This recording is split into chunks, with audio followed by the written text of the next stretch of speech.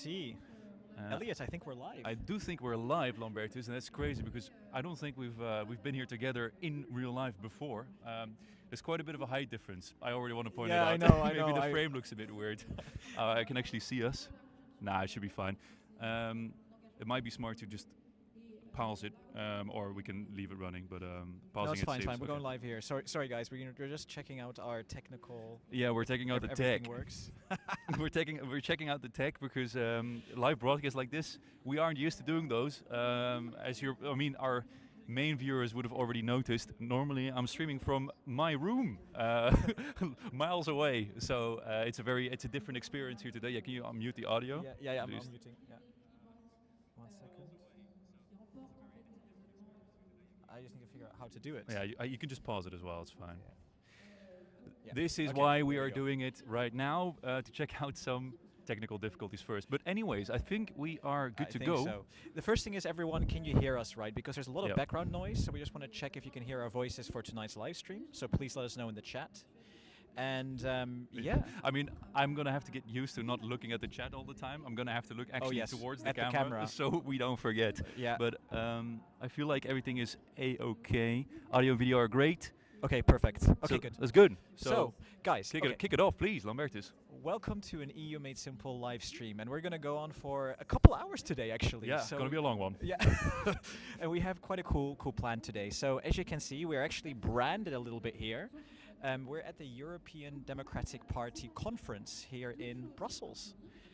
We got an invite, so we're super excited to have one. I mean, we got to fly to Brussels again, Elliot. Yeah, it is great, but I kind of want to use that as a segue because we are branded, yes, and you can't see it in the background here, but they say the center is the answer, and they say it as an affirmative statement, but I feel like we're going to make it a question today. I mean, yeah, because is the center the answer? Is the center the answer? I don't know. I think we want to find out with our viewers today, with a few guests, and I believe you have a little bit more information about the people who are going to be speaking with. Exactly. So without further ado, we have a full program. So first of all, you're going to have a little bit of Elliot and myself, and we're going to talk about the center a little bit, and then we're going to have 4 or even 5 quite distinguished guests. And we're going to start with Alice Montini. She will be here in 10 minutes. And she's the president of the Young Democrats for Europe. So she will talk about that a little bit and answer the question, is the center the future? Yeah, very, I mean, it's a very good question. We can kind of start out with kind of explaining maybe who the EDP are, because I don't think many people know who the EDP are. That's a very good point. Yeah. We'll get to that, but I want to go through the list first. Exactly. Yeah, sorry. Then we're going to have Kieran. Kieran is an MEP from Ireland. He's going to be here with us, and I think this is really exciting because Ireland had their elections quite recently, and he is from the Irish Independence Party. No, yes. Independent Ireland. Independent Ireland. Exactly. Yeah. So it'd be quite interesting hearing his perspective on everything and how he fits in with the European Democratic Party. Exactly. Then we got a College of Europe is going to be here. So basically, these are students. Did you know there was a University College of Europe? Not university, but College of Europe. A College of Europe. Yes, I did hear of them, but I thought it was just a name. Is it like an actual college where people go and learn about Europe? I have no idea, but we're going to find out. Yeah, exactly. Okay, well, we're going to have, and there's a couple economists there too, so we're going to talk about the Draghi report and things like that. And then, of course, we have our channel favorite, Sandro Gozi. We do. He's been a recurring guest. I feel like it's going to be the 3rd time now. I mean, 2nd maybe for you, or those that saw the laggy live streams, horrible laggy live streams when we were in Strasbourg last week, or 2 weeks ago. Time flies. I don't know. Yeah. But he is like almost a channel mascot at this point. He is, isn't he? 3rd time on the channel. Yeah, we should get some variation, maybe. We definitely should. I mean, he's a friend of the channel. Sandro is a friend of the channel. Yeah, okay, yeah, no, you said it. Friend of the channel, very good. And do we have anyone else? I think we do. Yeah, we do. We have one person at the end. I'm going to mispronounce this name, called Yair Zivan. Okay. Yair Zivan. And he is, he's an author, isn't he? He's an author, yes. Exactly, for centrist perspectives. Yeah, there was this, I believe it's a book. Right. He's the author and editor of basically trying to advocate for centrism and as the answer to the future of our democracy, basically. Right. So yeah, those are our five guests that we're going to have. Yeah. I think that's pretty good, but I mean, what is EDP? Yeah, so maybe I'm going to do a quick explainer for the audience. So you all probably know your national parties, right? But in European politics, there's also something called European parties. And there's even something called European groups. Yep. Super confusing. Super confusing. We love that. Yeah. You made simple. So the way it works is that your parties in your national countries, they team up on European parties. And one of these parties is called the European Democratic Party. Another one is called ALDE. Maybe you've heard of them. Another one is called the European Left. I think that's another one. The EPP, you'll probably know. Those are all European parties. But there's a level above that. So when you look at the European Parliament, there's a group called Renew Europe. Yeah. And the European Democratic Party, together with ALDE and some others, are part of Renew Europe. That's how it works. I feel like Renew is the group that people actually know. So just for my summary, we have Renew, so the European groups. Below that we have the European parties, which part of it is the EDP, one of those parties. And then below that you have the national parties Correct. still. Okay, Correct. yeah, very good. Correct. Feels So like a YouTube video still. For example, in Germany, you have the Freie Wähler, so any Germans, I think exactly, that they are associated to the European Democratic Party. And then the European Democratic Party works in Renew Europe with ALDE and others. Yeah. That's how it works. Very good. Yeah. Okay, so like we said, we have been invited, but we won't be colored yet. We're going to try and look at it from all sides. So, like we said before, is the center the answer? We don't know yet. What is the center? Yeah, what is the center? I mean, I feel like that's a very difficult question to answer. I mean, especially when you're talking about something as volatile as politics. I feel like the center is kind of the moment where you're looking at a certain point and you're going to be looking for the moderate politics. And whatever those moderate politics are, we're going to have to discuss. But yeah. I mean, for me, I always say it's trying to find the balance between the left and the right. Yeah. So it's not too extreme to either way. And then there's this typical centrist policies, I don't want to say, that that I guess we'll talk with our guests about tonight. I'm thinking here, could we name any examples of like classic centrist policy? I mean, what comes to my mind is that when we're talking about, I mean, at least the context of Europe and the European Union, I would say centrism is at least something that keeps democracy there, the democracy that we know it as right now, and try to avoid authoritarianism. You could definitely say avoiding authoritarianism. Right. And it's quite liberal normally. I think so too. Yeah. And I'd say very pro-European normally, the centrist parties. I mean, you know Renew Europe, that's what our audience knows. And from the European elections, you probably know that when it comes to European integration, Renew Europe and the EDP and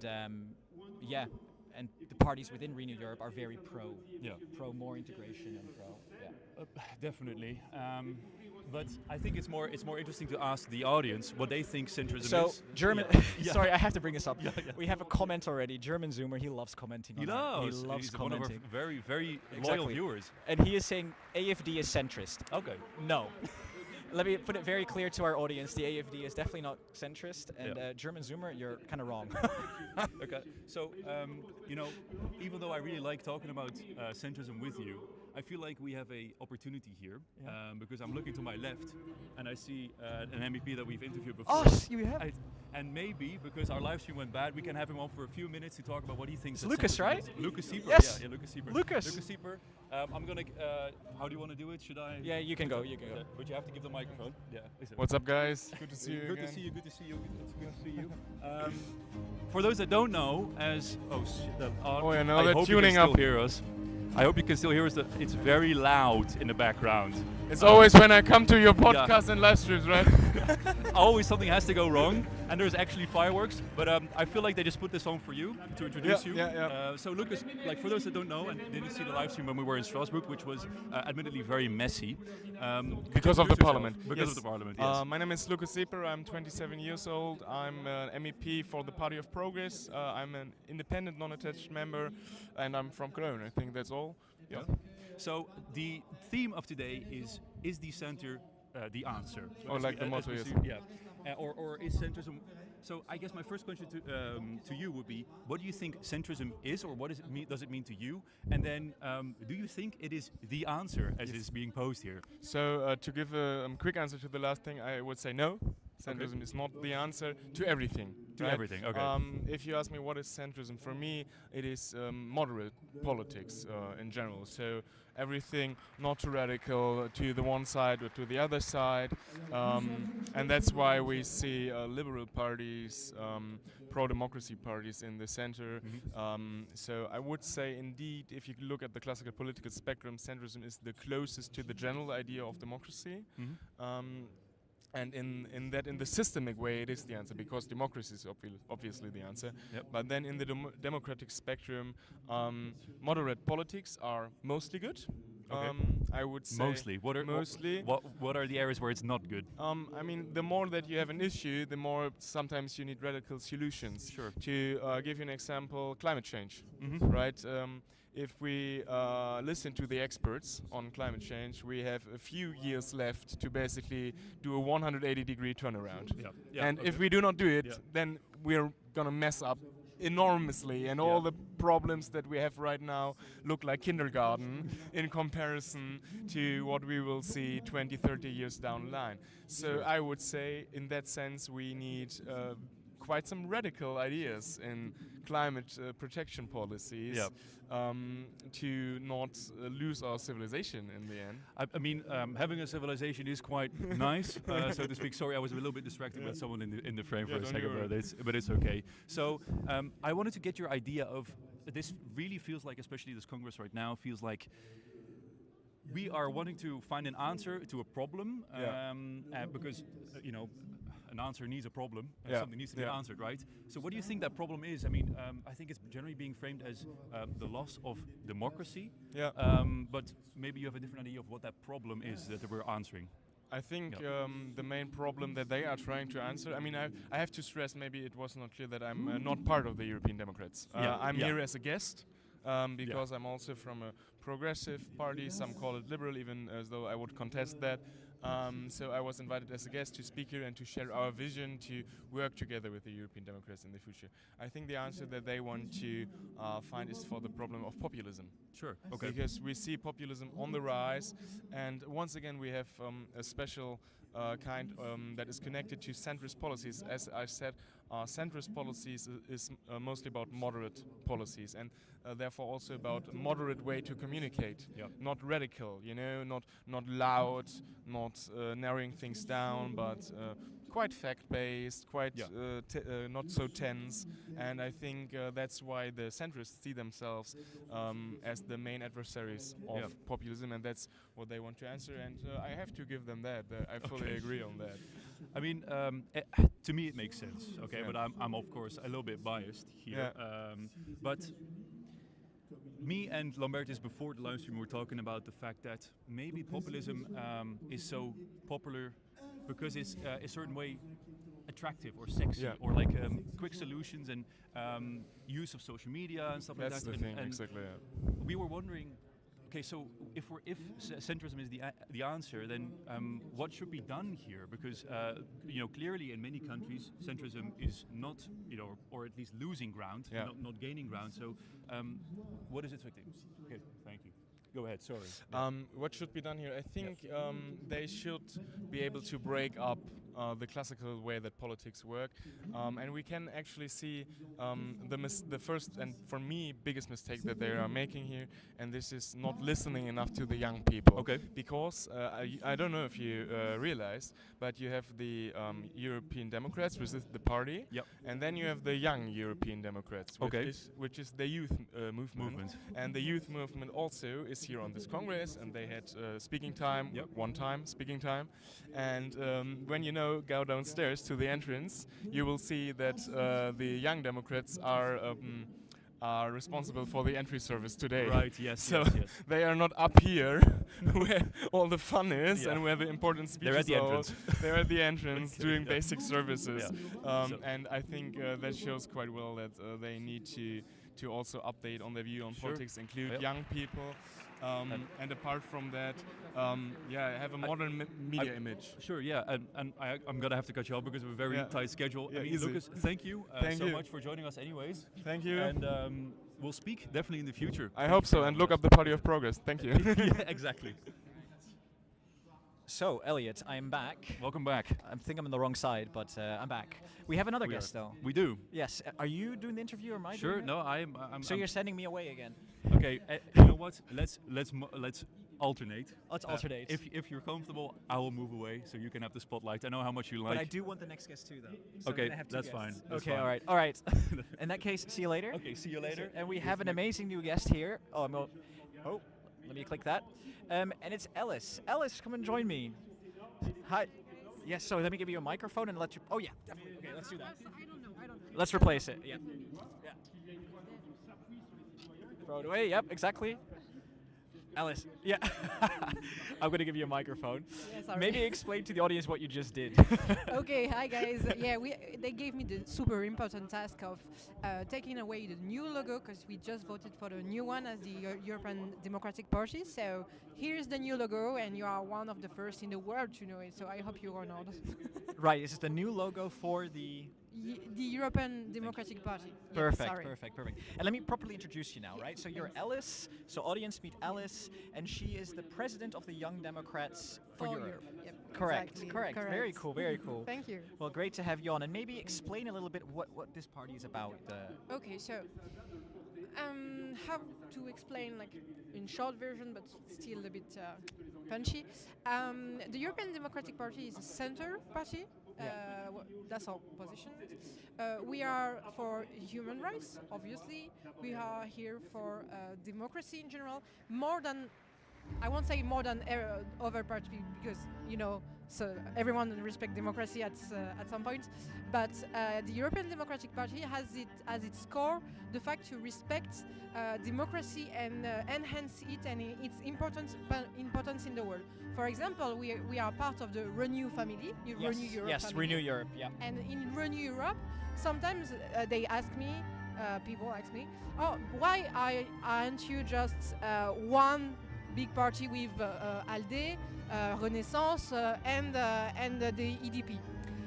The answer is ALDE is a bit more liberal. Right. So maybe. Oh, sorry. Yeah, no. This is a great answer. I just really want to explain it to the audience, right? Yep, So we have the European Democratic Party on European level, and you also have ALDE, right? Yep. Which is another big European party. So if I can be visual, Yes. you have Renew Europe is Yes. the main party with MEPs inside, in the European member Parliament. of the European Parliament, Yeah. exactly.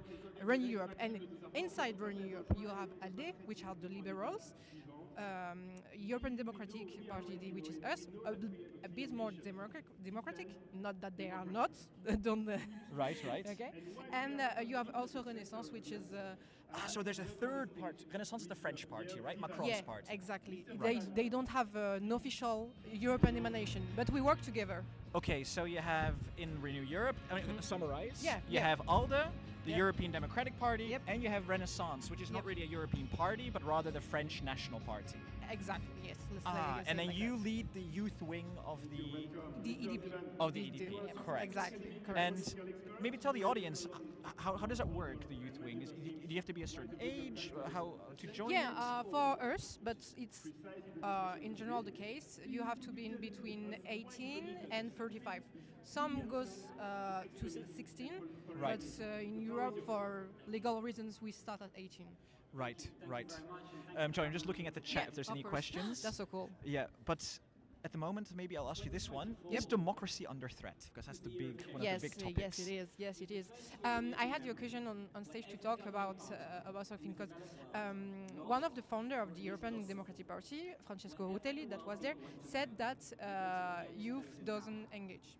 Youth doesn't engage. Not as much as they did in the past. And I said during my speech, no, that's not true. That's not true. We engage, we commit, but we don't do the same way as before. That's why democracy can be also a threat, because a lot of us don't trust its power anymore. Right. You know. Right. So. But When you take that, and when you take the threats that other countries can be at the origin of, like Russia, China, examples. Right.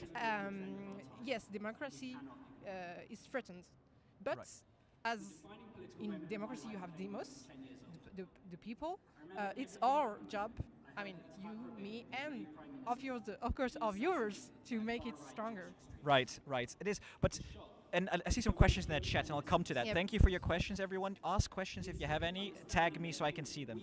But there is one thing I want to ask a little bit more. How Yep. can the center help improving democracy Yeah. then? I mean, yeah. What's your idea? Listen, I started politics because at first I didn't really, not really believe in politics, but I didn't think I was going to be part of a party one day.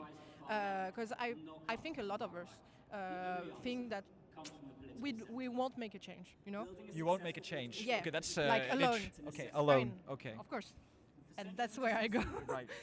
We a lot of us think that we won't make a change. I forgot your original questions, but my point is, Like, what are you gonna do? yeah, what am I gonna do? Okay, thank you. Yeah, why the center? Thank you. Sorry, the noise. Don't worry. Don't worry. Why the center is the answer for me is the answer, because when you are too much in one side or the other, you stop thinking. In politics, it's like, you know, football. Okay, perfect example, guys. Football or soccer, for those who want to call it soccer, you love a team. You love Right. a team. I love this club. The national competition, local one, European Right. one, mondial. Wow. The team So lose. Arsenal. My favorite football team is Arsenal. So yes, Perfect. I love Let's Arsenal. say Arsenal. Yes. Okay. Chat, it's his fault. Right. Right. You love a team. So when they lose or when they win, happy, cry, blah, blah, blah. But at some point, you cannot really judge the other team, because you're like, oh, mine was best. The judge in this game was The referee, you mean? Yeah, the referee, Yeah. sorry. You know, no problem. the referee just was wrong about his choices and stuff, and you stop thinking about why did the referee wanted to, Right. you know. Okay. So, what I mean is, center for me is the solution. Is more of the referee than being with a club, you know. So you're saying the Yeah. center is like the referee in a football game because you balance or you. Yeah, we try to keep the best of both teams Okay. and to go in the right direction, so the match will stay calm. Right. And we will have some actions, yes, Right, and right. go in the right direction. Right. But then I have to ask this: why is the Yeah. center failing so hard? Because it's not popular to be the referee. not popular. No, it's not popular. Because it's less exciting, you know. Right. I mean, I understand, and sometimes I see politics. I'm like, haha. I have social media, like Right. everyone. Right. But for me, it's more about, okay, what are my core values, and how do I make it work with the others that do not share the same core values? Right. Because we are in a world that is so different Right. that at some point you have to live with others. Right. Right. True. I'm just gonna Yep. log in again here. So I Yeah, got no logged problem. out. There we go. Okay, perfect. Let me see if there's a question. Yes, Villa, thank you for your question. What was the reason for changing the logo? So we have a new logo, and he said the other one felt very pro-EU, and apparently he Yeah. thinks this one's different. So the problem is that they called me for the interview while they were explaining, so I don't have the full explanation. Okay, we'll have to ask the other But one. no. But if I can compare with the old one had only letters, EDP. Yeah, if you sorry, I throw it on the floor. It was only letters, so you had you don't really understand what we are talking about, because you don't know us and you don't know what PDE and EDP stands for. So of course the stars has to stay, but we had to change because Democrats, I think everyone has it. Then the stars stay. I think I heard it's 12. I didn't hear why. Right now, and the yellow one is a good question as well. I think they made a reference to Maidan, for example, Ukraine. Okay. So I think it's more in the spirit of being pro-democratic and fight for what you think is right. Okay. So I think what I do agree with is you'd have no idea what this stands Yeah. for. Yeah, exactly. So You did a bit of marketing, yes? yeah, I guess I did. Yeah. Okay. Do you have time for another question? Oh, yeah, of Because I'm going to course. go to the chat. Yep. So Yep. everyone, please guys. tag Hi, me. chat. Yeah. It's very hard to see what the. Let me have a Yeah. look. Yeah. What are the views of the centrist party on EU expansion? we are all for EU extensions, Okay. expansion. Of course, we've been let's say respecting the well, you know, when you for the ones maybe that had done little bit of European history, at first they were like, oh, let's do a big group. Right. Really sorry about the No problem. explanation, No but problem. let's do a big group, and then let's put condition to the big group because we have powers and stuff. And when we integrate people, we need them to be as healthy as we are, or as Okay. we think we are. Okay, so with expansion, you mean other countries, right? Yeah, exactly. Yes. Yeah. And then we continued and continued and continued. We at the European Democratic Party, of course, are for expansion, but we think that the people that already are in Europe should not struggle too hard to integrate others. So that's why you have. Do you think Europeans will struggle if Ukraine comes in? I mean, I'm all for Ukraine inside Europe. I'm- but, yeah, no, I'm- no, but I'm just yeah. as a starter. Exactly. And then. Oh, okay. No Yeah. problem. Nice corridor. No, but that's some oppositions that we can hear is that we will struggle, blah blah blah. That's why the important thing, and it's I think our role as centrists is to come and be okay. So some don't want them, some want them. What's the common ground we can arrive to integrate them? Because at this time, this is the only solution for Ukraine, I think. Right, right. I'm just reading in the comments that people are asking what this stream is about. So basically, we are at the European Democratic Party conference here in Brussels, and we're asking the question, is the centre the future? Because recently the centre hasn't been doing great, I'll be very polite. They've been losing a lot of seats. I mean, think of Macron's party, think of the European Parliament, the Renew Europe, they've all not been doing extremely well. So that's what the live stream is about. And I'm here with Ellis, the president of the Young Democrats for Europe. That's basically what's going on, everyone. If I can just say Yeah. something about what you just said, is that we are not really doing well right now, but we were not really doing well in the past, and at some point we were doing well, you know? Right. So what I Right. mean is like politics is cycles, you know? Yeah. Of course, nobody not everybody is agreeing with us all the time, and that's okay. That's the point of politics. Right. But why do you Or- think that is? Sorry, I'm sorry to interrupt you, but it's interesting. No. Yeah. Because for human brain, it's easier to have black or white, right or wrong, you know? Okay. And I mean, we're in the center. By definition, we have to say, oh no, I would like to believe that is the only truth, but I know that the one that opposes me is not completely wrong, and I have to admit Right. it at some point. And it's hard to do. It's really hard. I mean, so for me, being a centrist, asks for courage, because honestly, if I was just only, not sure I should say that, but if I was Be just honest. only purely honest every time I see news, and I would be more left, you know. Right. Okay. I mean, I would be more maybe that's the age, maybe that's the passion. I don't know, you know. Yeah. But I'm more on the left, and so. But for me, it's important to hear the other side. Like you know, the game "Hear Me Out." No, I actually don't. Okay, no. you're not too No, much on social media, No, are I you? guess not. Even though I literally make my Okay, work on social. they know what I mean.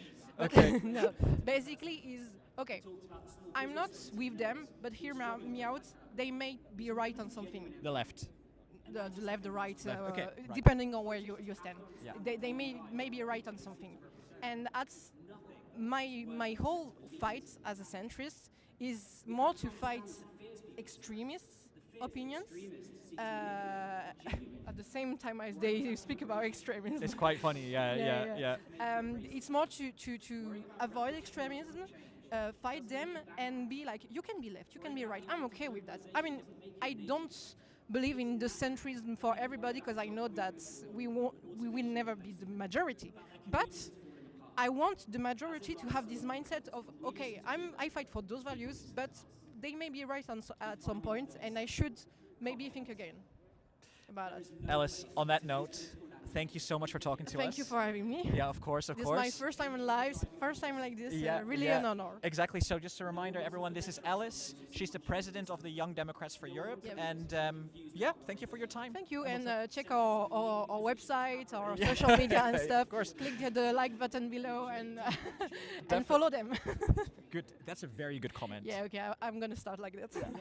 Thank you. Thank you. Thank you, guys. Elliot? Thank you. So, Elliot, you're back. I'm back. Did you miss me? I did miss you, and because it's quite loud out here, I couldn't really hear everything that you were talking about. So was- I'm curious. Could you give me like a short summary? Yeah, no, it's very interesting because we talked about the center a lot, like what the center stands for. Yep. And she also mentioned how the center agrees with some things on the left and some things on the right. And she even mentioned that at the moment when she sees the world, she agrees with some of the more left policies that there are, and Okay. left ideas, which was interesting because at the moment with the way politics is going, the right is kind of, where most people are swinging towards. Sure. So okay. Yeah. Okay, but if we're talking about centrism, is that then not a bit of the opposite then? If we're talking about, swinging one side, or is it more? Yeah. Is it more the balance between? That's what she's saying. So I thought it was Okay. really interesting because I never really viewed the center like that. I'm not sure if you did. Maybe I'm just being How did you? naive. How do you mean? How I mean, did I'm you just view it? looking at the comment Yeah. here. Jonathan Hernandez, thank you for your question. Do you believe that the center is supposed to be the counterweight to the left and right-wing parties? And to be honest with you, no, I don't think so. You don't think so? No, the counterweight to the right is the left. Yes. Okay. Okay. In that sense, I think you're. Okay, that's a good point. I'm thinking that the center is kind of the place where you end up either when you don't agree with either party, or you agree with some sides from both sides. Yeah, It's yeah. like with some points from both sides. What I Yeah, mean. but isn't that a good reason for the center to try to become the biggest? Because most people I talk to, they don't agree with everything the left is about or the right is about. Yeah. No. Yeah, but I instantly see a problem where the center. Here, is- Perky. Sorry to interrupt you. no, but interrupt Perky me. Bird. The center's just another option now. Yes. I don't know because for me the center is very eclectic, to use a difficult. What's eclectic? Eclectic. So a mix of very many different things.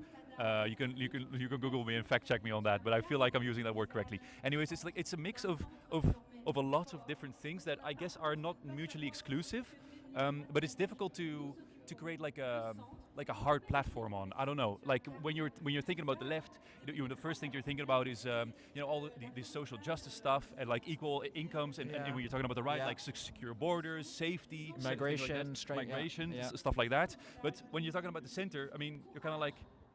What do they stand for?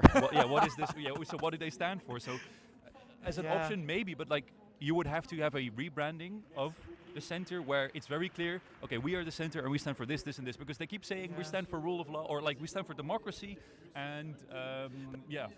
Here, let me run a hypothesis by you. Don't you think there's a lot of parties that are they're taking policies from the left and the right and mixing it all up? I mean, look at BSW in Germany, Yep. right? It's originally like a left party. That's what most people clarified it as, but they've got very clear right-wing policies when it comes to migration. So Yep. they're almost mixing the left and the right Yep. together in a new center, maybe. Maybe like- it's new like it's like let's pick the far sides from both sides and then combine them and Yeah, see what no, happens. I it's mean, it's like definitely the horseshoe theory for those that know a bit of political theory. Yeah. Oh, I don't know. I mean, chat? Let us know what you think. What Yeah. is the center to you? Because we'd be very interesting to hear. Yeah, and we are still very flawed men. Okay, so we don't know. We're just here to learn. We're here to talk. And if you have an opinion, please share it with us. I know German Zoomer, you're out there. I know you are. Leave a message in the chat. Okay, what you think? I mean, Yeah. I know centrism is AFD to you, but I'm curious what policies go along with that. Anyway, do we have some more comments? Yeah. I'm having a look. I'm just looking at your comments. Oh, by the guys. way, if you switch from top messages to all messages, I have to switch this around. then you should see a bit more if you can. I can't Why figure can't it out. you? I can't figure it out. So, for anyone that's come new, just to this live stream, we're here at the European Democratic Party conference, and we're waiting for our next interviewee. Yeah. Kieran is going to join us soon. Yeah. He is an Irish MEP, and I look forward to talking to him about the Irish elections. Yeah, because we made EU Made Simple made a video about it like a few days ago, Yeah. and I feel like, at least to me, news about the Irish elections wasn't that big throughout No, Europe. right? The video Yeah. didn't even do that well. I was surprised. Yeah, just like even looking at our own metrics. But Yeah. I mean, I'm curious. Maybe some people have watching this have followed the Irish elections, but I don't know. What is your idea? Why don't they like really? People not really care, or Yeah, I mean- why do you have that impression? Yeah, so the Irish elections last week, I don't know. I think it didn't help that the elections took 3 days to count, so that kind of like some interest left.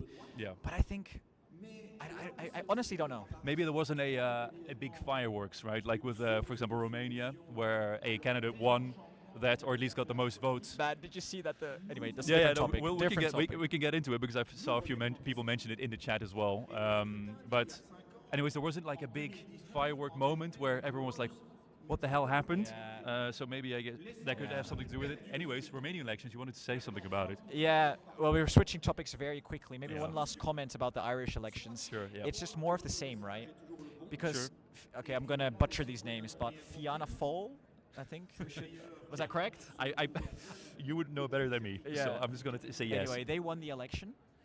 They're aligned to Renew Europe, which is quite interesting. And then you got Fine Gael. Oh God, it's terrible pronunciation. No, you're good.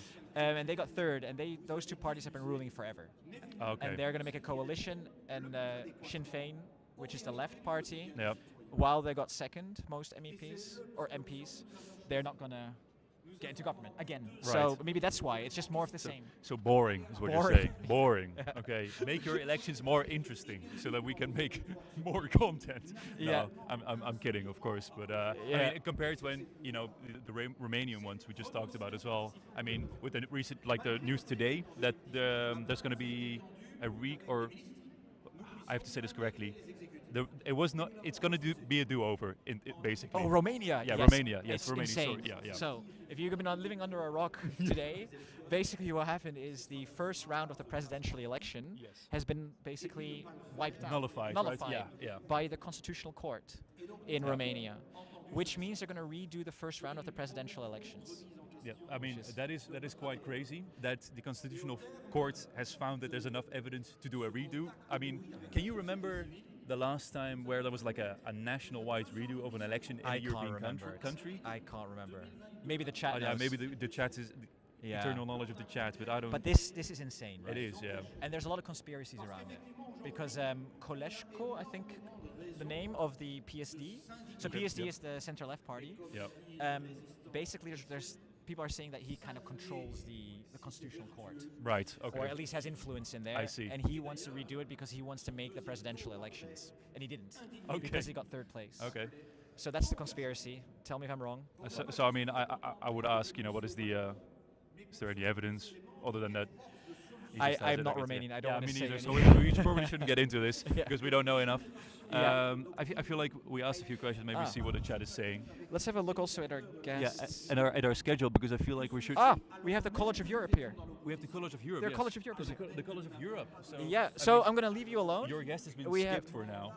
Our Irish MEP will come, I'm sure, because I really want to interview him. Yes. But for now, the College of Europe is here, so Yeah. enjoy the interview. Thank you. If you just give them the microphone. Yep. Yeah, I'll stand over here.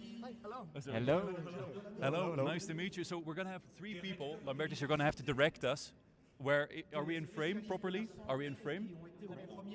Because I hope so. We're good. Okay, very good. So we were 3 people here, and we only have 1 microphone to share. So it's gonna be a little bit difficult, but I think we can manage. So I think my first question would be: could you guys introduce yourself? Maybe from you first, and then we'll move down the river. Yep. Hello everyone, I'm Flor, I'm French and I'm a law student at the College of Europe. My name is Diego, I'm Spanish, and I'm an economics student at the College of Europe, but I also do a little bit of politics. Just a little bit.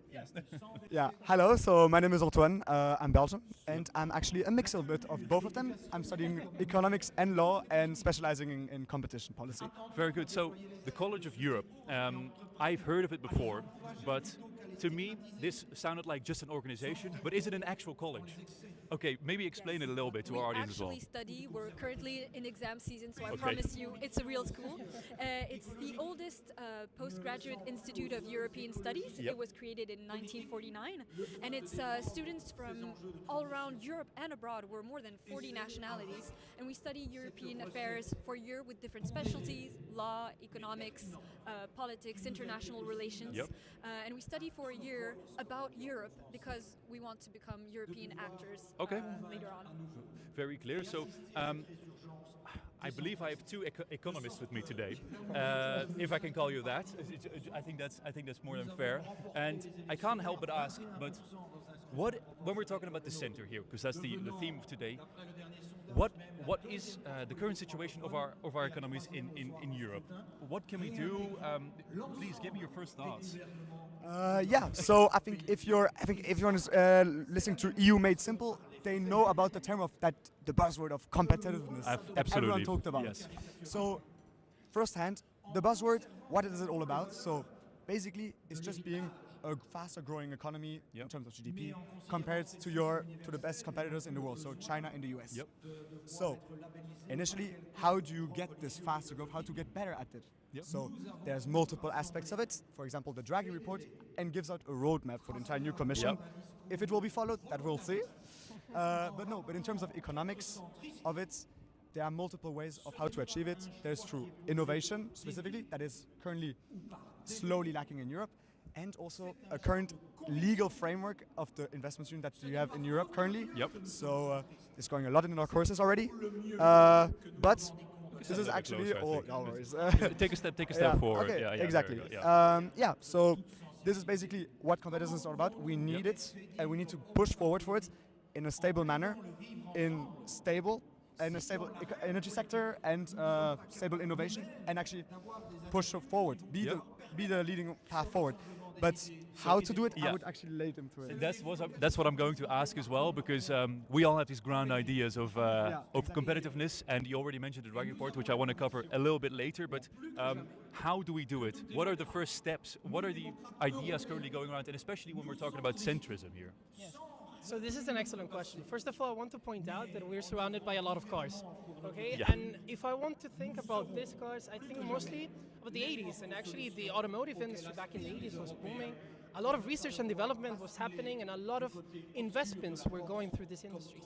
But nowadays, if we look at the leading research and development industry in Europe, it is still the automotive industry. Nonetheless, we have different sectors that right now we really have to focus on. So for instance, sustainable investments in what we call green energy, super important, technology as well. So then we need to change our objectives and really focus on them. But now, how do we get these investments into these key industries? That's also a really good question in my opinion. Well, the Draghi report says that yearly we need to invest roughly 800 million euros in order to increase our competitiveness. Well, to reach that, there's the Savings and Monetary Union that is talked in the Letta report, as well as the Draghi report. And now, how do we get that? Yeah, that's when it gets really complicated, I think. Yep.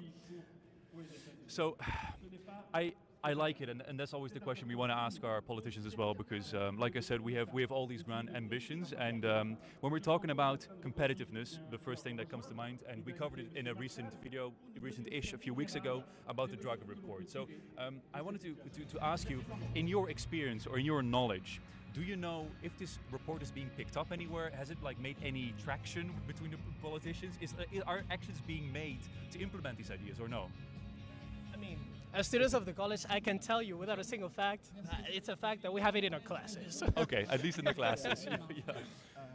No, but specifically on policy documents on the new commission that von der Leyen presented, you will read in every mission letter specific reports that have to take account of this in a new semester. So I think one of the main key issues actually to push for example, a capital markets union or how to scale up startups better would be, for example, a 28th new regime where every European company should have the same standard of a company, which is actually a common corporate law under a virtual state, which is actually a massive step. And already in the first few hearings, we heard that specific areas, so for example, DG Just, would actually push for it. So people are picking up on it also in policy circles. Okay.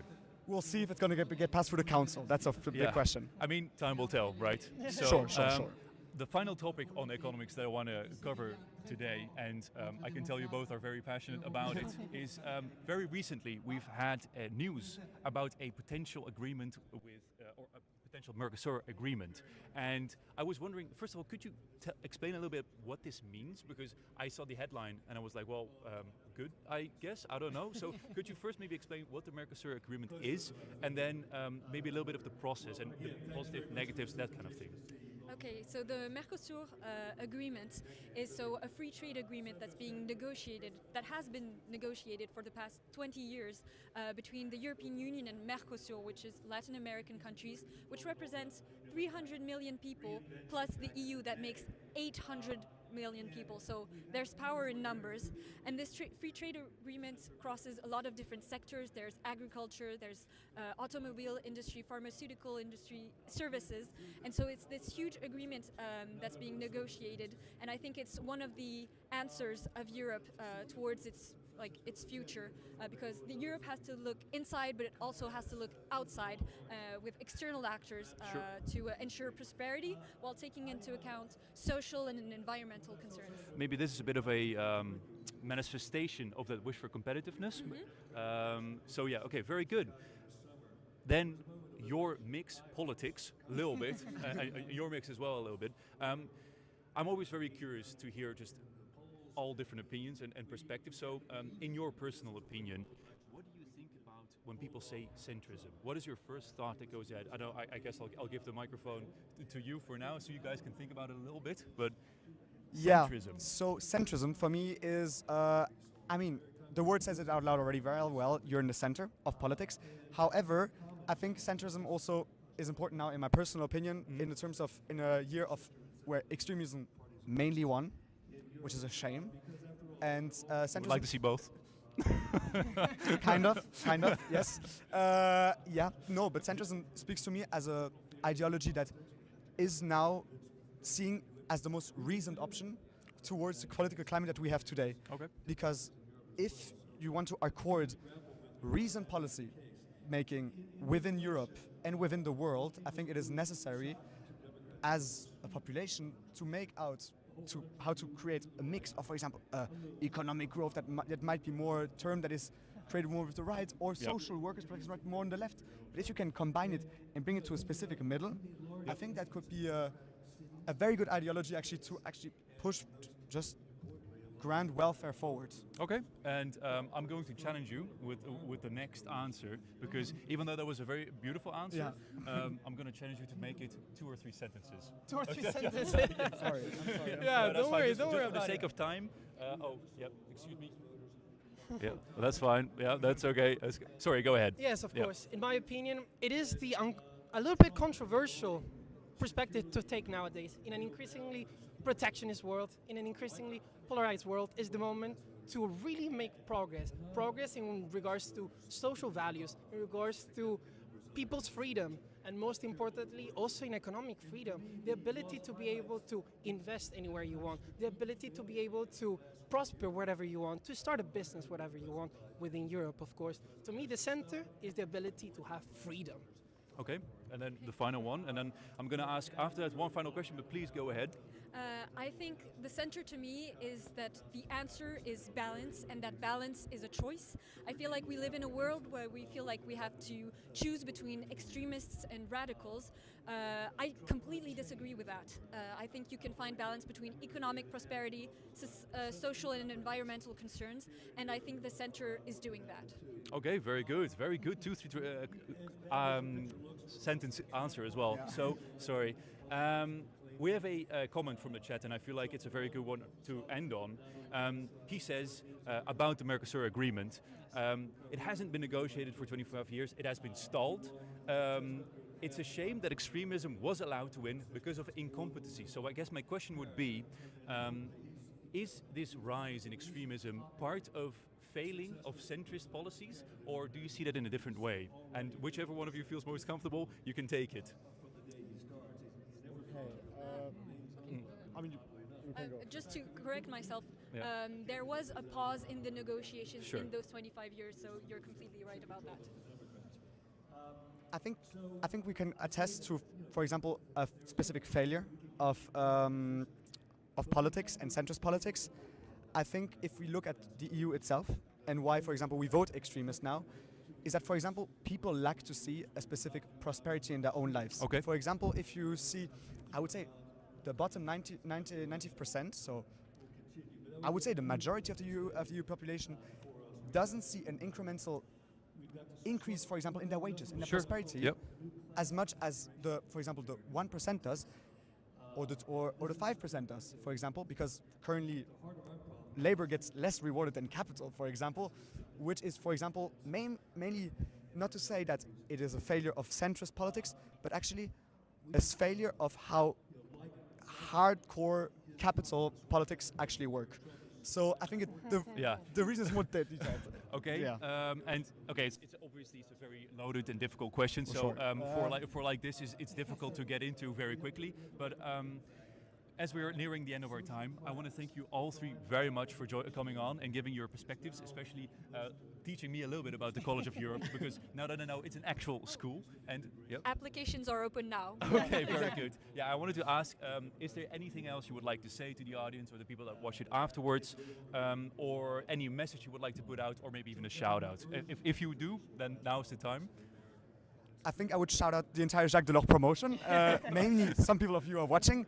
No, but I would say my final message of all of us, I think what we all believe in Europe.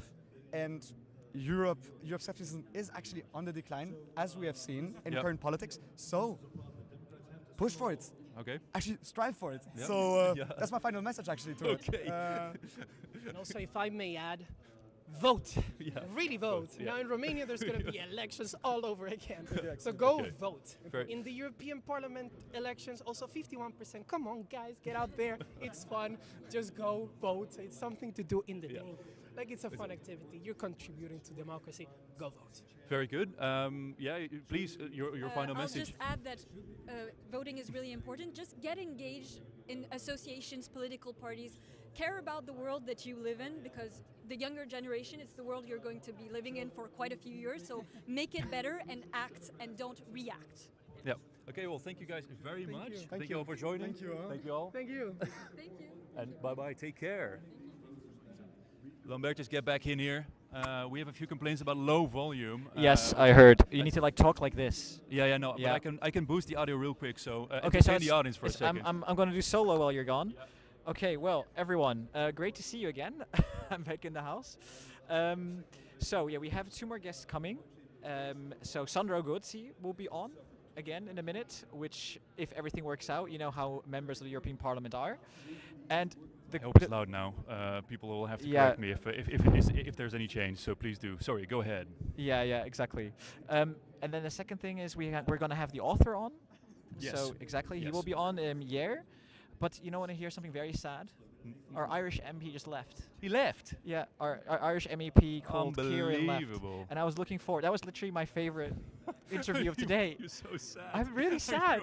I am really, really sad. Oh, no. Honestly, like, I have a thing for Ireland. I like it. I go there quite a lot, so I'm sad about that.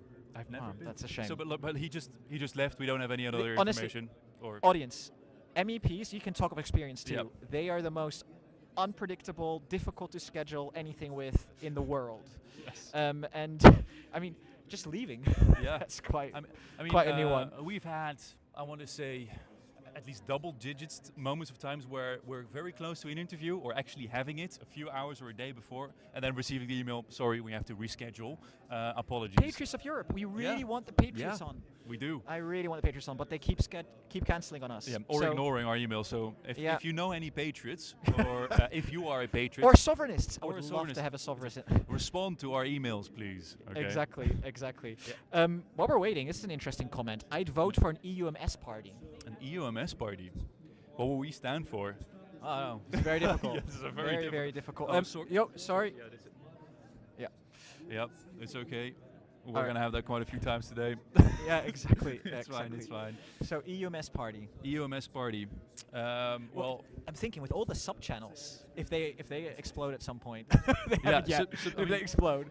They will. And subscribe to our sub-channels if you speak any of the languages to show the local language some love. But, I mean, if we can, I feel we should make the European Union simple, right? No, you made socialist party. Boomerang, Please, man. no. Boomerang, I don't know about that. What's Jonathan saying?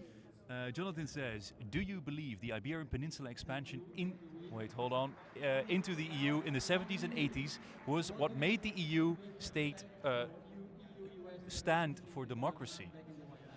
Oh, That's a very difficult question. So- So the expansion of the Iberian Peninsula into the EU in the 70s and 80s, if that made the EU stand for democracy, I have no idea. I'd say I don't know anything about them. I mean, when we're going back to the 70s and 80s, the progress of integration was quite a lot. Right, Spain joined back then, I guess. Yeah, that's what he's referring Yeah, to. referring right? to, yeah. yeah. I mean, back then we had a very light form of what we have today. I mean, no currency, no Maastricht Treaty. So we, like the European Union, as we know today, wasn't at all. It wasn't really a It's union either. It No, was more of a community, maybe, of an economic community. You could definitely schedule it, but like if that made Spain, or if Spain's entry and Portugal's entry made the EU democratic, I don't think it does, or did. I mean, it's a difficult question because admittedly, my knowledge about it isn't quite large about their effect, but I would say maybe even the other way around, with the passing of Franco, so the dictator of Spain, and I forgot the name for the Portuguese one, but their passing made it way more possible for them to join in with the other European countries. So That's true. so it's a difficult question. Maybe Jonathan, if you have your own take on that, we would love to read it. So please do. Yeah, sorry, Fritz. Fritz, I'm just I read reading the your same comment. comment as well. We want to talk to the Patriots. Joe, yeah, Fritz has a very fair comment. Maybe we should be quiet a little bit. Honestly, Yeah. no, we shouldn't be quiet, okay? Yeah, Because even though many people make fun of EU made socialist or EU left wing or EU woke, we want to be for everyone. We want to be a neutral party, so But we when- want to get all the sides. Let's get one basically. thing clear. Yeah. When people call us left wing in the YouTube channel, it kind of annoys me. I'll be A honest, little bit, because a little bit. because I'm not even left wing. Like, it's just a crazy thing. Yeah. And we really do try to be. Oh, what's happening here? Yeah, I mean, I just had heard the news that Mr. Sandro Gozi is going to be coming very soon. Okay, So, great, great. So stay online, yeah. people. We're gonna have a great guest in a minute. And while we're waiting, we have a Yep. cool comment here from Red Z. Let's make it a bit informal.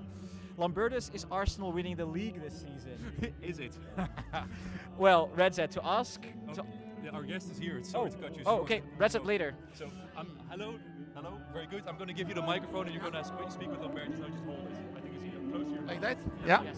Hello, Sandro. Hello, I'm Lambertus. Nice to see you. Nice to see you. Good. We have Sandro on. He is a member of parliament. Yeah, And we're going to make it quick.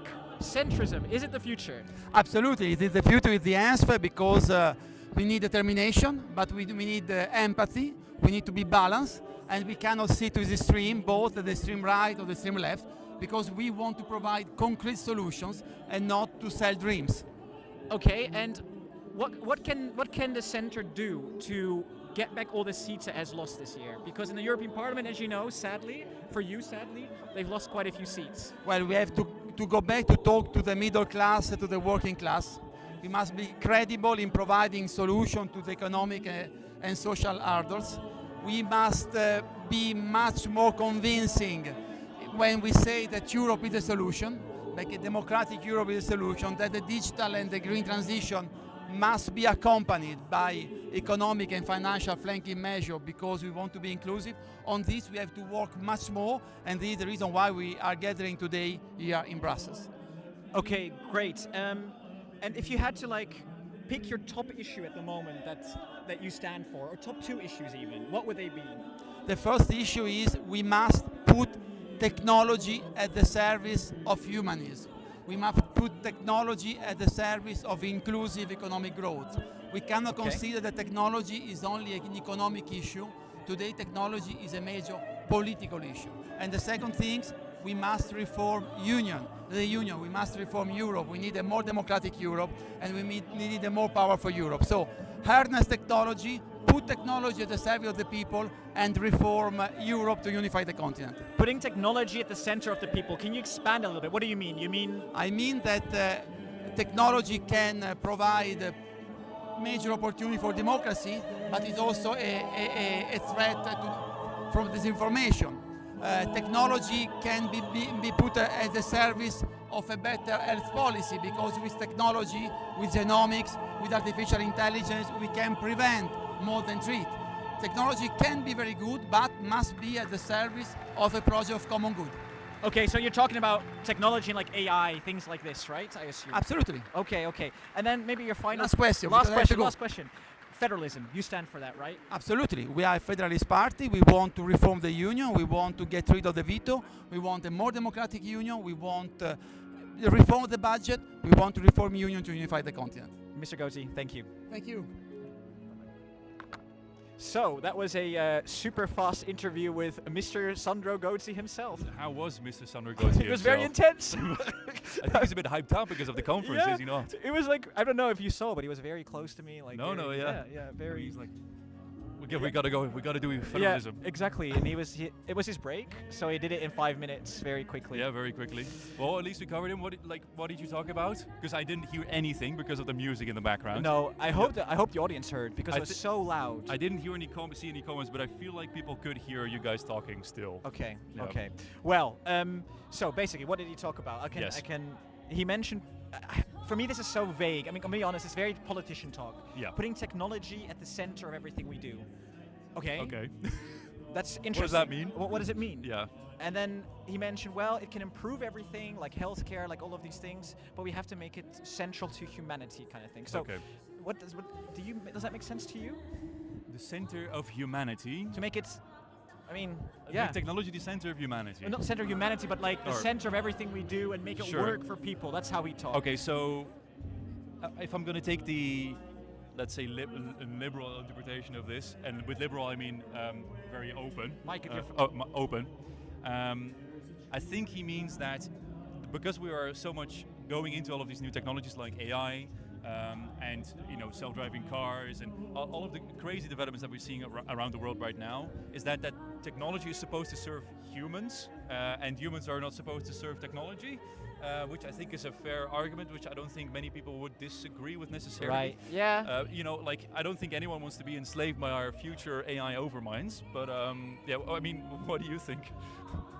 I don't know. I think it's difficult answers like this, because this, I think, is, and I'll be very open here, I think this is one of the problems that a lot of the mainstream politicians have.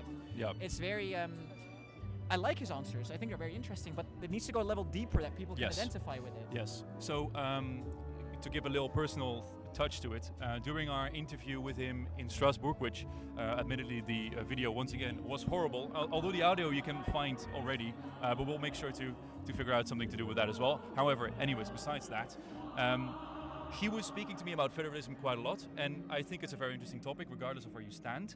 However, I was always trying to go just that step deeper into, okay, we want so difficult. We want to have federalism, but I mean, how do we get there? What does it mean, like, for the countries? What are the policies going to be? All of these things are very interesting to talk about, but I mean, we're not having that discussion really yet. We're just kind of saying we want more integration, yes or no, and then kind of it stops there. I mean, I don't know what your take on that is. Yeah, it's almost like a buzzword. Yeah, right? And 50% of the population likes the buzzword and 50% doesn't. But when you actually talk, in my opinion, about people what federalism is, a lot of people just say, oh, it's centralism, it's people, all the powers to Brussels, etc., etc. And I think politicians do a very bad job at explaining that it's exactly not that. Yes, yeah, absolutely. Because when you talk about federalism, the term that often gets used with it is United States of Europe, right? Like, and that instantly sounds like we're all becoming the same country. Exactly. And we're losing everything that makes us Dutch, German, Polish, whatever. Okay, I hope they're not in the shot. Sorry, I'm very schizophrenic about this. Anyways, so it's like you said, they do a very bad job at explaining and communicating what this actually is. Right. And that maybe is part because they might not even know themselves fully well what it means. Could that be a thing? Maybe. I mean, I think Sandro Gozi does know. Okay, no, not talking about Sandro, but in general, I'm saying. No, I think so. Maybe, because people think federalism. They say United States, and they say one country, and I'm Dutch though. I'm not. I'm not European. So that's what really makes me a bit irritated. Yeah, exactly. And we have a very nice Christmas serenade in the background going on, so we can't hear each other very well, but I believe you guys can. Let's see. All I want for Christmas is a federal EU. Okay, let's turn into some comments. Yeah. Because we have a few. EU needs to ease its regulations regarding AI before Europe is left behind or behind by other countries, which is the eternal discussion about regulation versus no regulation. I mean, I don't know if you want to get into it or we just read some more comments. We're kind of switching topics. Let's stay Yeah, on federalism for a sure, minute yeah, before we let's do that switch first. topics. Is there anything on federalism? Well, we talked about technology right before. Yeah, we did. Federalism is supercharged. Everyone gets Ferraris. It's not how it works. But yeah. I mean, if only. Maybe that's what would make it a bit more popular. Yeah.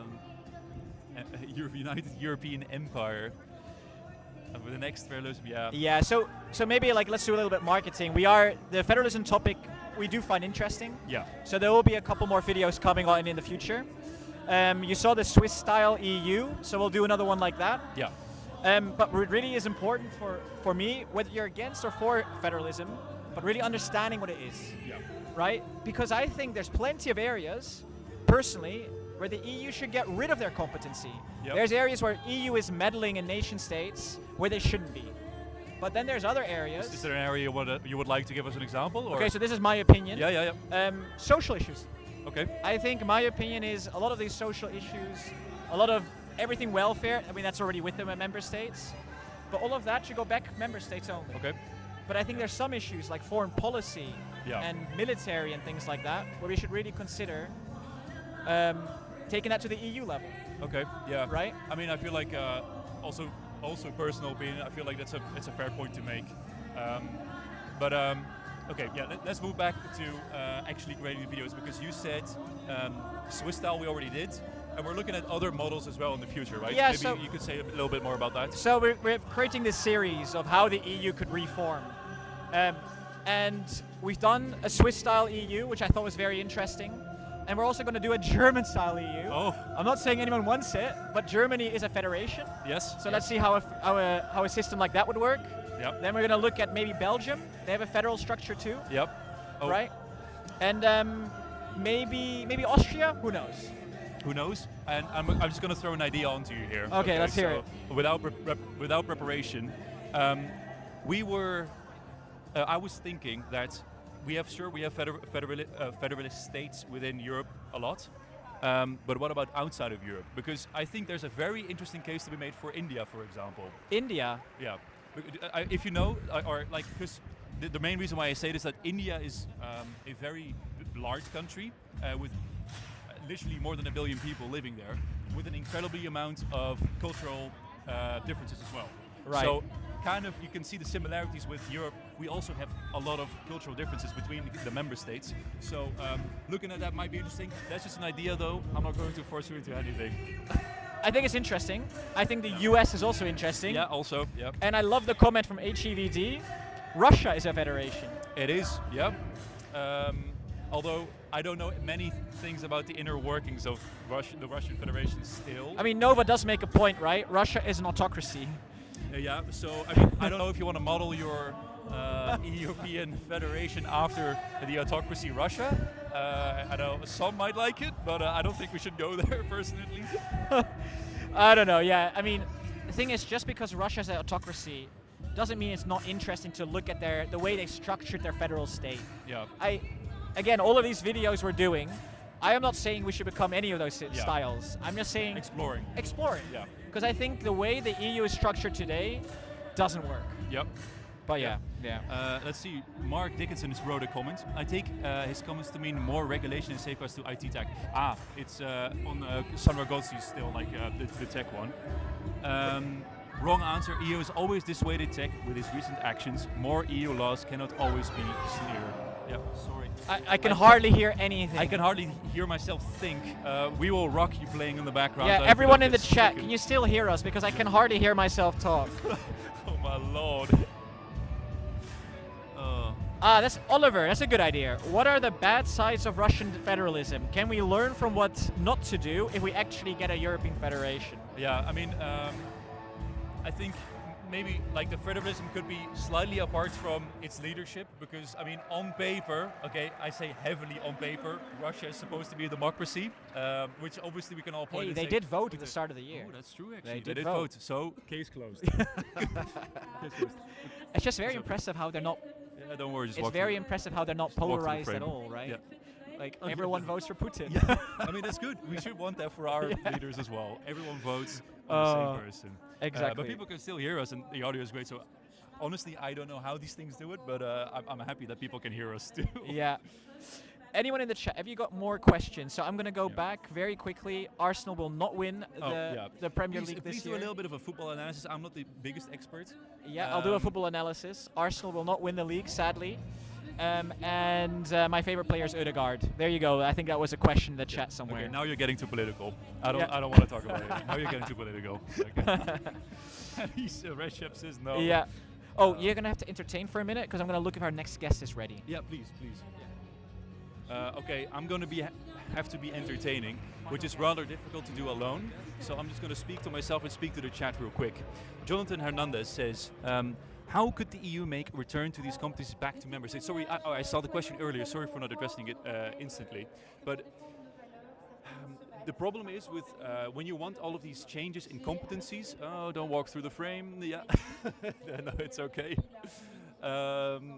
The problem is when you're trying to. We're talking about returning competencies back to member states. That was a question by one of our chatters. Yeah. And I was just trying to explain that it's very difficult to do this because I'm pretty sure they require treaty change, right? Right, of course. Yeah. They require treaty change. Yeah. And as we know, I mean, for those that are following EU politics a little bit, treaty change has been something that's everyone's been talking about as well, but doesn't really happen. Yeah, so basically, I know everyone probably knows, but treaty change is basically changing the way the EU operates. And that's a whole long process where all the member states have to basically say thumbs up, which is incredibly hard. But yeah, exactly. So that would have to happen to change the competencies. Yeah. But I think that's what needs to happen.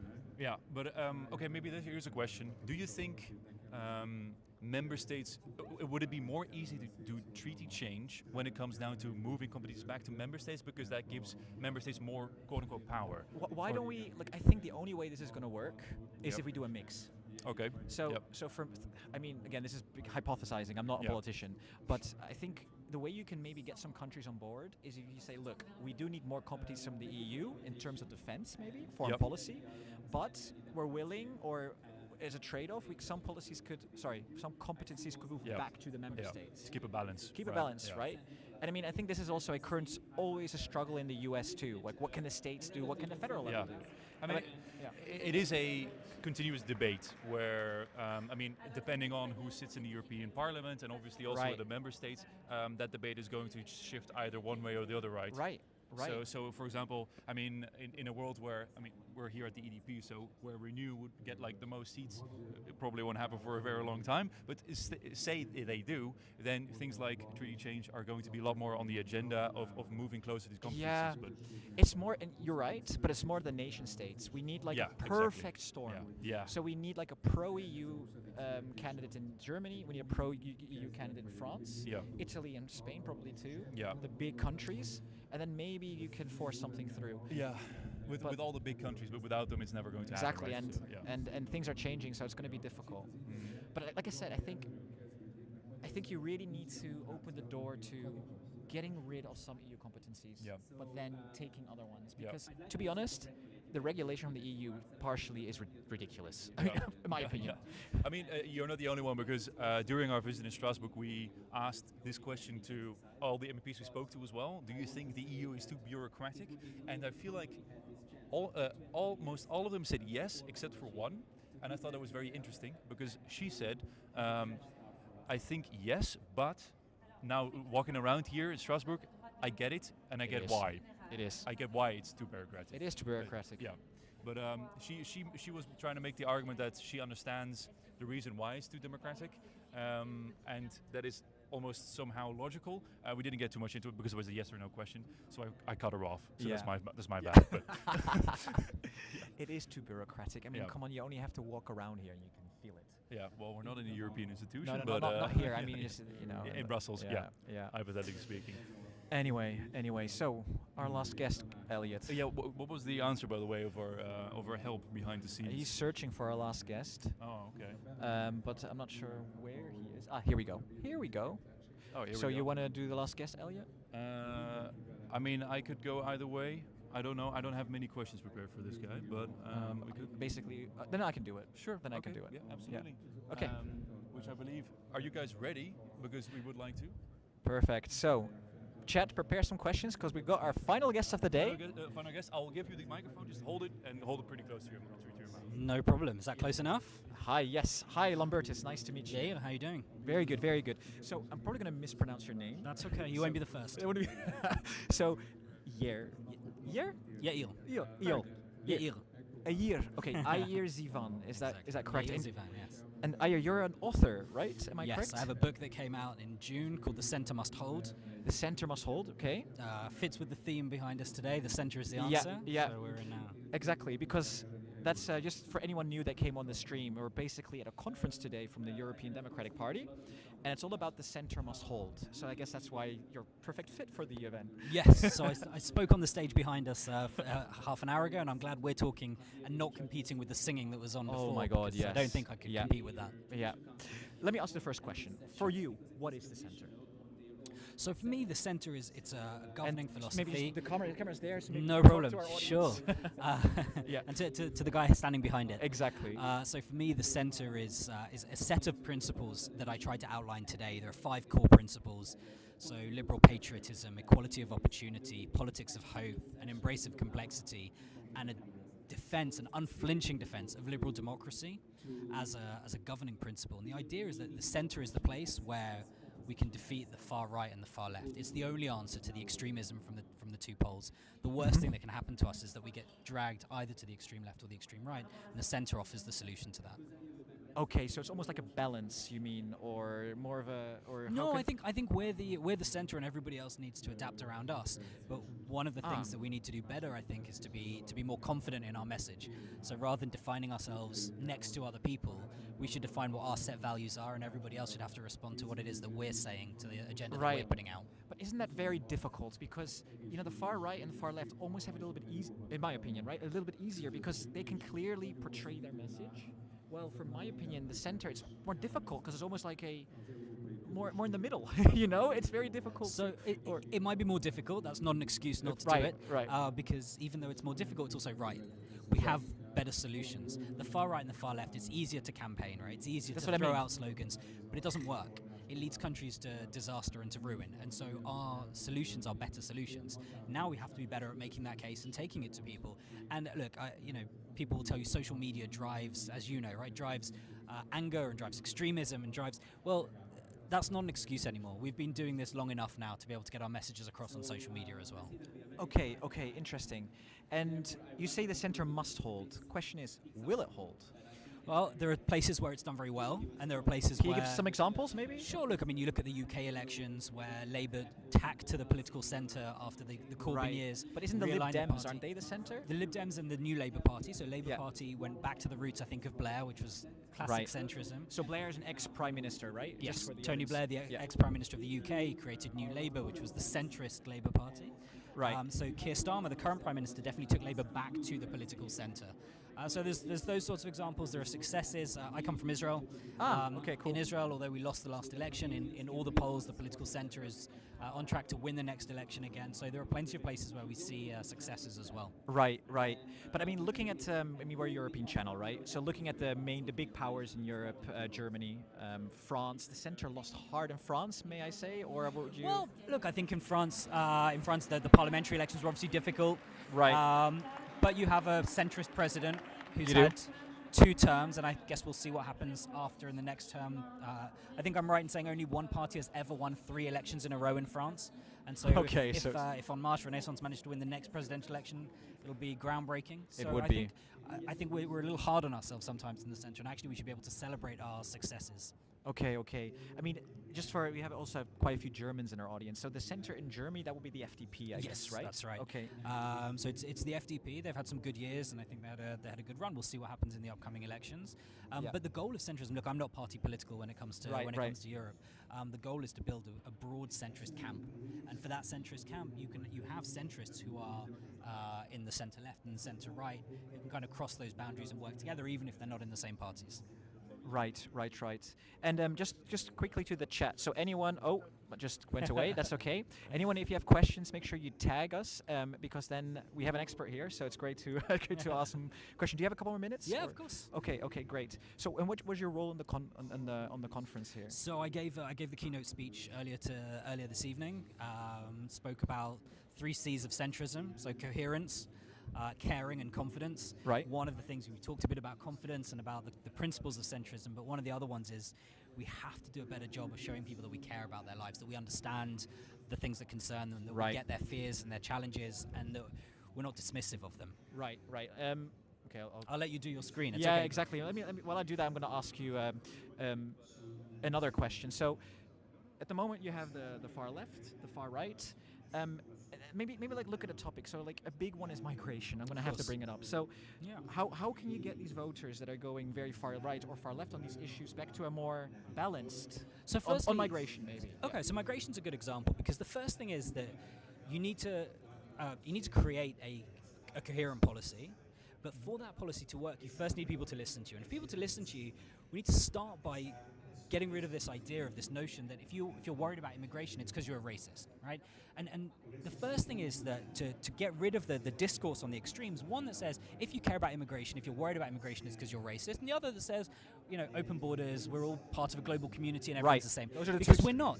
It's okay that we have a strong sense of national identity. It's okay that we're proud of our countries. It's okay that there is a cultural identity that makes up a nation state and that we want to protect that. Now, how you do that is by creating, first of all, legal migration has been a core part of most of the Western world. It's a positive. It brings benefits to the country when it's controlled, when it is people that you want into the country. Right. Illegal immigration is the problem, and that's something that I think centrists in particular can absolutely agree that we should be clamping down on.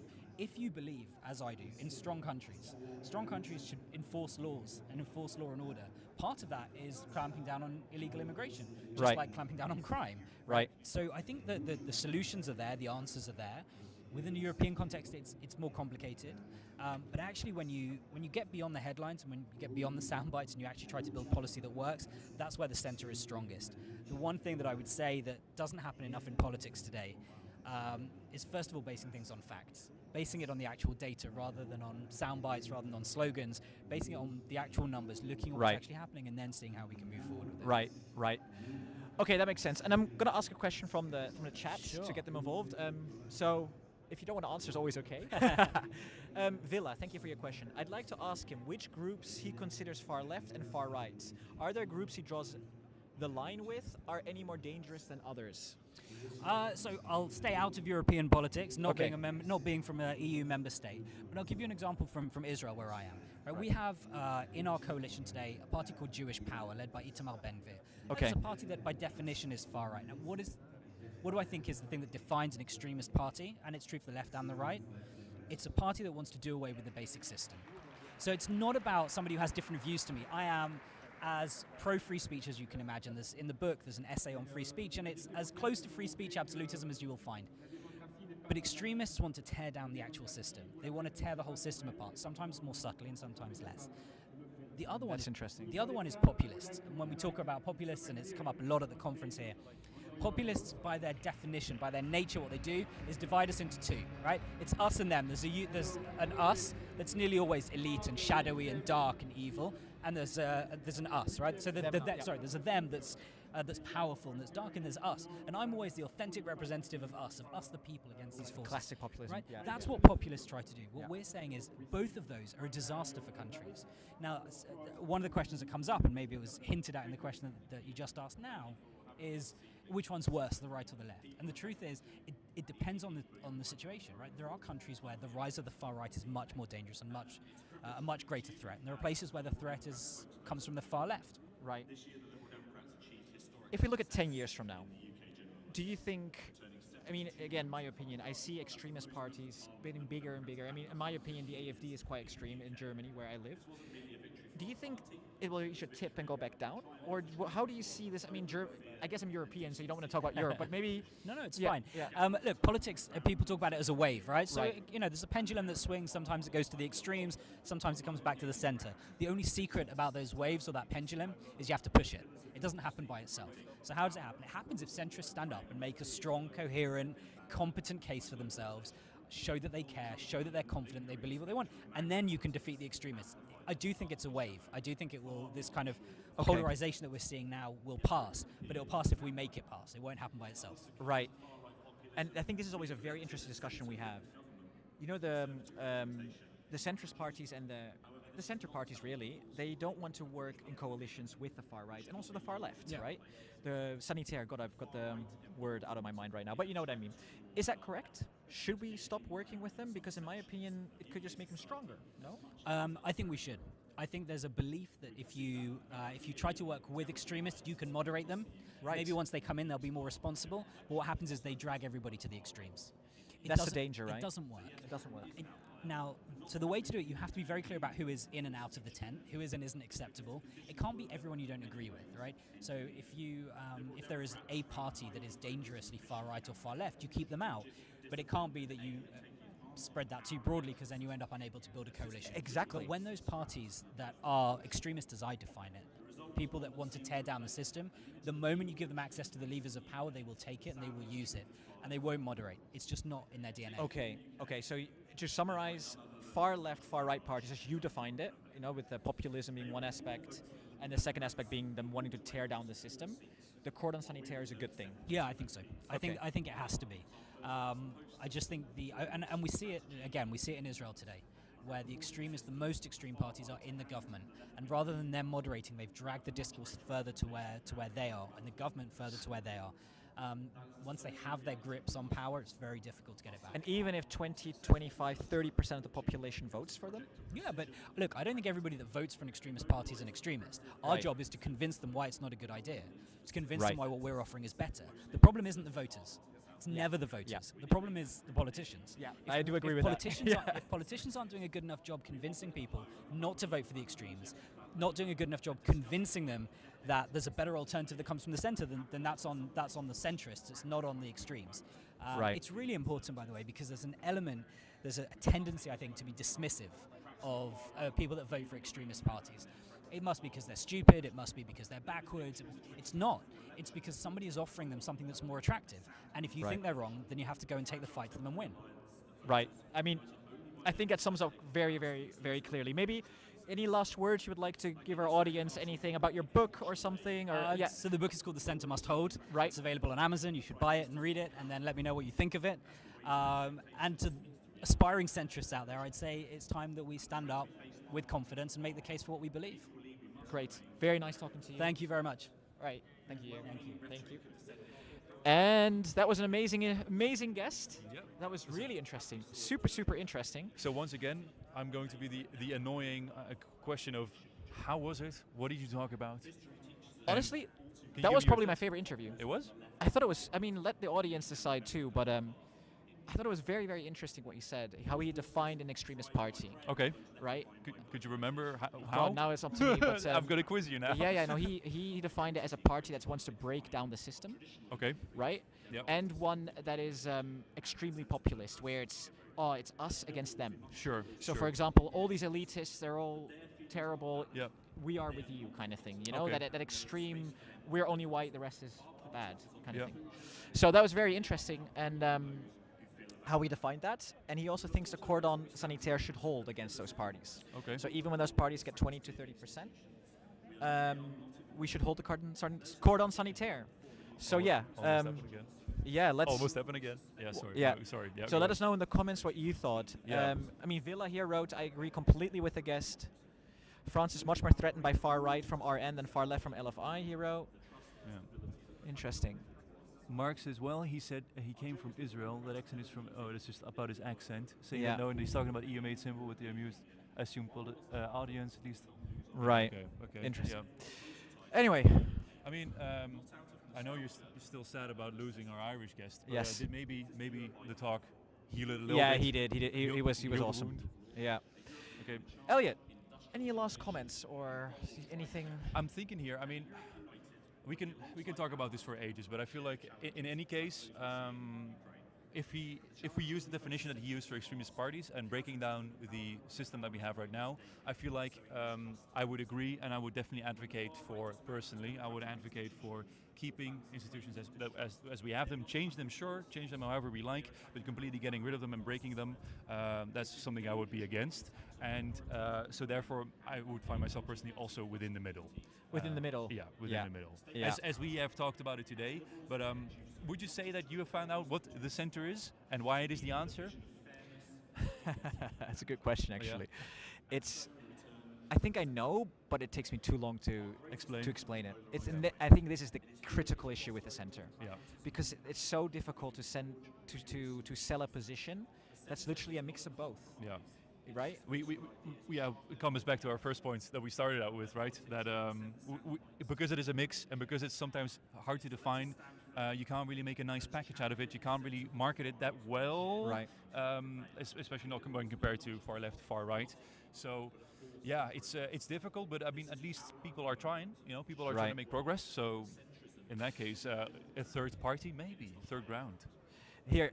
Even the comment here, I just heard the speech behind me. Yep. And he said, center is not the middle ground, center is the higher ground. I see. I don't think that's a good message. I don't think so either. I wanted to say, I don't think that's the right message. Because if you go to voters and say, we are the higher ground, vote for the moral high ground. Yeah, no one likes a moral prick, right? Yeah. So sorry to use so part of my French, but no one likes a self-righteous prick. Exactly, okay? Exactly. I mean, grandstanding is not going to get you anywhere by saying, you know, we are the enlightened middle and we are going to tell everyone how we should do it. Exactly. So maybe, even though we were invited, we're going a little bit against the trend here, or at least the speeches that are being given in the background. No, it was an amazing invitation, and make sure you check them out, the European Democratic Party. Of course, we have to say a thank you, because we are here because of them. Yeah. Without them, we wouldn't be here. And talking to these interesting guests and covering, I mean, arguably very important topics, right? So, big shout out to the EDP for helping us organize. Exactly. Anyway, without further ado, I think everyone in the chat, thank you so much for joining us today. It's been great. Thank you for your questions, and we really appreciate, all the love. Yeah, especially, I mean, the engagement was great, the questions were great, and even though like there was people that are disagreeing, I appreciate that I mean, at least somewhat kept it civil. I mean, I was kind of monitoring the chat, and I don't think there was anything outlandish out there anyways. So there wasn't. It was very great. So thank you, and I will walk back now, and you can stand here and look pretty for a second. Romania Video Villa will